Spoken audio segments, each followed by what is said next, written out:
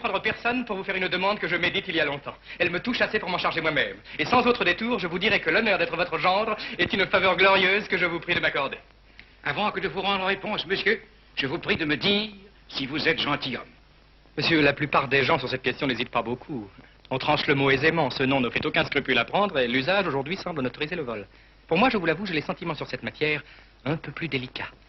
Je trouve que toute imposture est indigne d'un honnête homme. Qu'il y a de la lâcheté à déguiser ce que le ciel nous a fait naître, à se parer aux yeux du monde d'un titre dérobé, à se vouloir donner pour ce qu'on n'est pas. Je suis né de parents sans doute qui ont tenu des charges honorables. Je me suis acquis dans les armes l'honneur de 6 ans de service et je me trouve assez de bien pour tenir dans le monde un rang assez passable.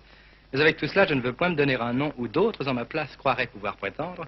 Et je vous dirai franchement que je ne suis point gentilhomme. Touchez là, monsieur. Ma fille n'est pas pour vous. Comment? Vous n'êtes point gentilhomme, vous n'aurez pas ma fille.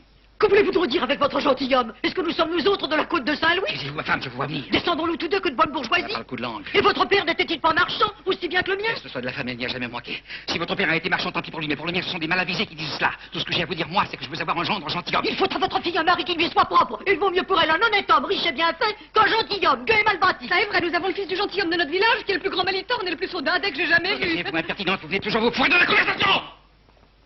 J'ai du bien assez pour ma fille. Je n'ai besoin que d'honneur. Et je la veux faire marquise. Marquise? Oui, marquise. Hélas, Dieu me regarde. C'est une chose que j'ai résolue. Et c'est une chose, moi, que je ne consentirai point.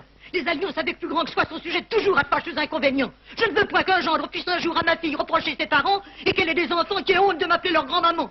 S'il fallait qu'elle me vînt visiter en équipage de grande dame et qu'elle manquât par mégarde à saluer quelqu'un du quartier, on ne manquerait pas aussitôt de dire sans sottise. Voyez-vous, dirait-on, cette madame la marquise qui fait tant la glorieuse. C'est la fille de monsieur Jourdain, qui était trop heureuse étant petite de jouer à la madame avec nous. Elle n'a pas toujours été aussi relevée que la voilà. Et ses deux grands-pères vendaient du drap auprès de la porte Saint-Innocent. Ils ont amassé du bien à leurs enfants, qu'ils payent maintenant peut-être bien cher en l'autre monde. Et l'on ne devient guère si riche à être honnête gens.